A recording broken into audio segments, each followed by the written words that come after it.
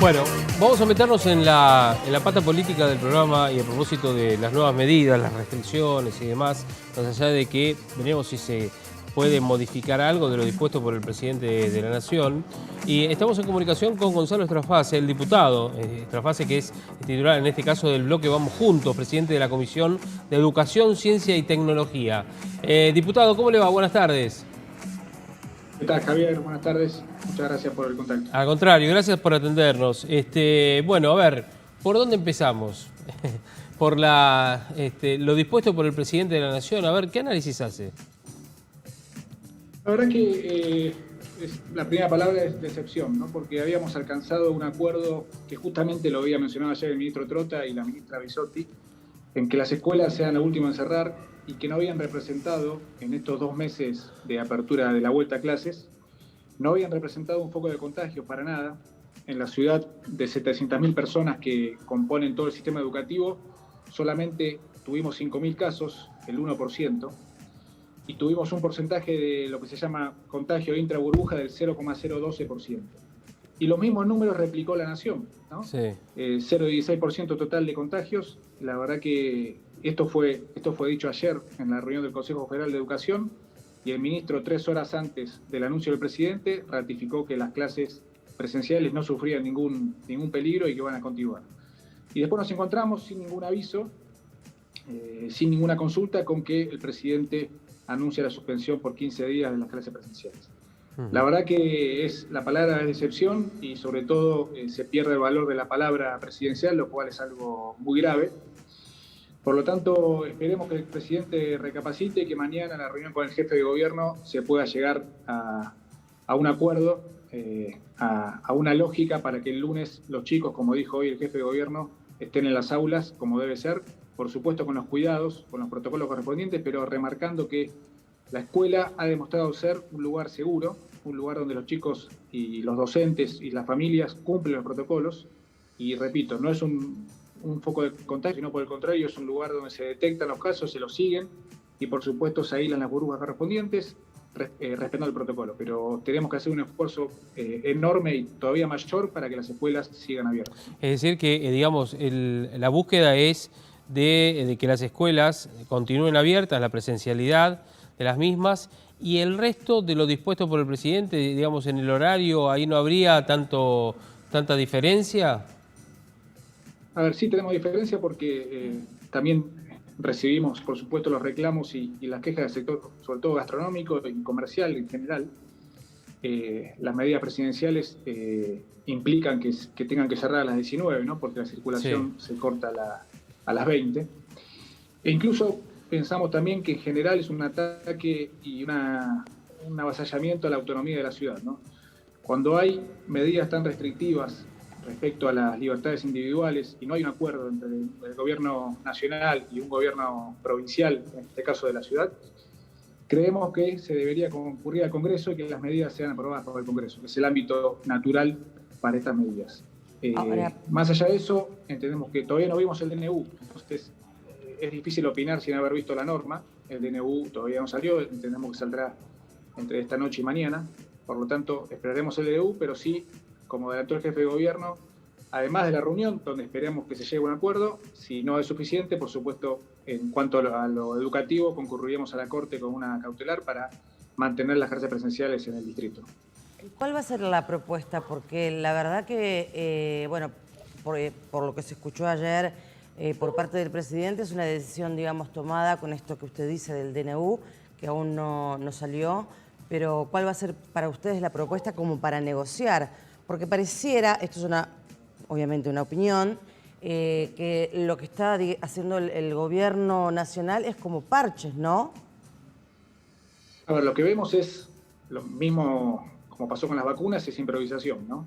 Y falta de coordinación y de gestión. Esto se vio claramente en que, como dije al principio, la ministra Bisotti y el ministro Trota dijeron una cosa el mismo día y a la noche lo que se dictaminó, lo que se decidió fue totalmente diferente. Hoy tenemos una presencialidad que todavía no es, si bien el 100% de las escuelas están abiertas, hay chicos que depende de la escuela, depende del espacio, hay chicos que van todos los días, otros que van día por medio, otros que van una semana sí, una semana no.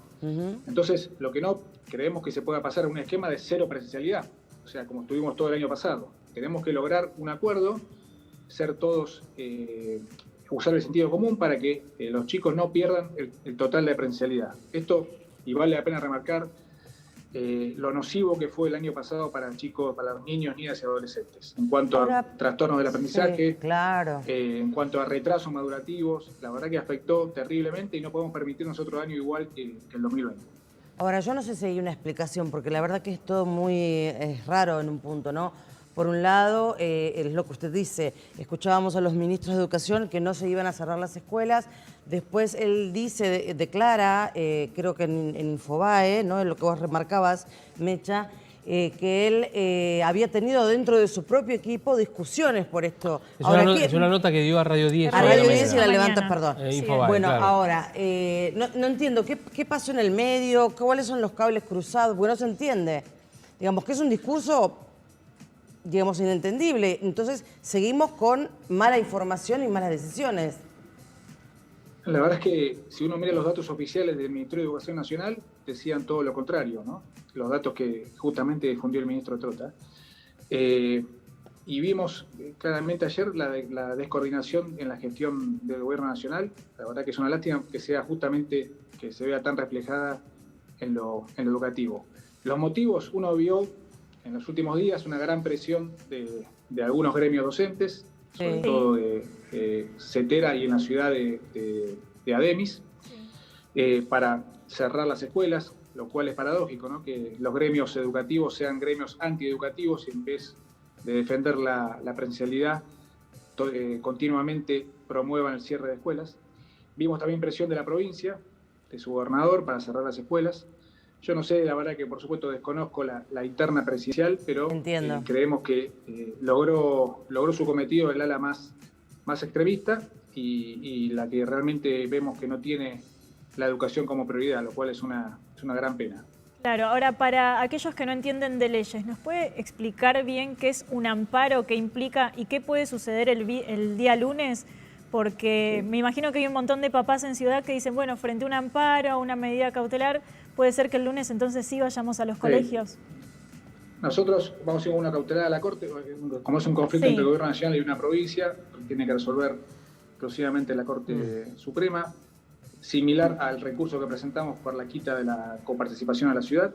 En este caso esperemos que debería ser de rápida resolución o que justamente como ahora la Corte convocó a una audiencia entre la ciudad y la nación para discutir y en lo posible llegar a un acuerdo por la coparticipación. En este caso nos surge que una resolución mucho más perentoria, pero también, a ver, uno está en la política y quiere ser optimista en cuanto a poder llegar a un acuerdo con el Gobierno Nacional. No queremos que haya ni vencedores ni vencidos, sino que podamos con el Gobierno Nacional llegar a un acuerdo y demostrar, como lo venimos haciendo, con números, con datos, con realidad, que las clases, cumpliendo los protocolos, son seguras y son imprescindibles para el desarrollo de los chicos y para que no se vean afectados un año más como se vieron en el 2020. ¿no? Claro. Y diputado, a ver, ¿qué piensan ustedes que puede llegar a pasar en este año? Teniendo en cuenta los números de contagiados que hay hoy, que venimos de hace 3, 4 días también con números muy altos, ¿creen que hay que tomar o adoptar otras medidas más? ¿Esperar y ver? ¿Qué análisis tienen? A ver, si tomamos los países que vienen teniendo, entre comillas, porque acá no hay un éxito, ¿no? Porque al haber tantos muertos y contagiados no se puede hablar de éxito, pero bueno, los países que más vacunan son los que están llevando mejor la pandemia, ¿no? Estados Unidos, Inglaterra, Israel. Nosotros hemos tenido con las vacunas claramente un fallido enorme. Hemos comprado vacunas que no han sido entregadas. La AstraZeneca, 22 millones de dosis, no hemos recibido ninguna. La cantidad de la vacuna rusa también, más de 10 millones prometidas, no hemos recibido ni el 20%. Yo pienso que hay que seguir cuidándonos, por supuesto. Hay que hacer seguir haciendo el esfuerzo mayor contener la pandemia, pero tenemos que la solución es la vacuna. Para volver a la normalidad no hay otra solución. Y hoy no sabemos cuándo van a llegar nuevas vacunas. La ciudad ha casi terminado de vacunar. El domingo llega un cargamento de más de 800.000. 864.000, que obviamente viene por un plan de la Organización Mundial de la Salud. Claro. KLM la trae, ¿no? Exactamente, porque no necesita un vuelo de Aerolíneas Argentinas porque se transporta más fácil. Más fácil, más directo. ¿Ustedes están trabajando vía remota? En la legislatura tenemos un sistema mixto. De los 60 legisladores pueden concurrir al recinto 24, previo hisopado negativo, por supuesto. Sí. Y las reuniones de comisión también son en forma mixta. Algunos legisladores están presencial y otros en forma remota. Está bien. Bien. Diputado, gracias por atendernos en esta tarde y gracias por esta charla. Muchas gracias a ustedes. Hasta luego, un abrazo grande. Gonzalo Estrafase, de Vamos Juntos, legislador porteño, por supuesto, hablando de este tema que vamos a seguir hablando durante los próximos días. Bueno, vamos a hablar a propósito también, alguna de las menciones que ha hecho el presidente de la Nación en la jornada de ayer es a propósito del anuncio de una ayuda de 15.000 pesos a beneficiarios de AUH, entre otros, ¿no? Sí, exactamente. Aquellos que actualmente están recibiendo la asignación universal por hijo, aquellos que reciben también una asignación por embarazo o quienes están en la categoría más baja del monotributo, abarca esta medida a 2.700.000 personas que van a recibir por única vez 15.000 pesos. ¿Esto por qué? Porque entienden que en los próximos 15 días no van a poder salir a trabajar, no van a poder justamente generar dinero, entonces por única vez se le va a dar estos 15.000 pesos para poder ayudar un poco a paliar la situación económica. También siguen vigentes, y lo dijeron ayer en los anuncios, estas ayudas económicas que se daban, por ejemplo, a grandes estructuras como los shoppings, como también los sectores gastronómicos. No son los que se daban a un comienzo de la pandemia, donde se daba una ayuda un poco más fuerte, que incluso colaboraba con el sueldo de los empleados, pero sí es algo que se hizo a partir de julio del año pasado, que beneficia bastante al sector que lo necesita empresarial. Eso sigue vigente, vamos a ver hasta cuándo, ¿no? Porque en principio es por estos 15 días este beneficio de los 15.000 pesos para aquellos que tienen que cobrar estas asignaciones. Ya la pueden empezar a constatar y de qué manera van a cobrarlo, porque es inmediato el pago, es para poder justamente enfrentar la pérdida económica que van a tener durante estas 2 semanas. Ahora uno se pregunta, bueno, es por estas 2 semanas y después, si no salimos de esta segunda ola, si no empiezan a mejorar los números, ¿qué medidas se van a empezar a tomar? Porque recordemos que el ATP, por ejemplo, se cortó. Las empresas están haciéndose cargo de los sueldos de sus empleados. Incluso algunas empresas empezaron ya, frente a ver este conflicto y ver que la situación podía empeorar, a decirle a los empleados que se quedaran en sus casas de licencias por 120 días manteniendo los sueldos mínimos.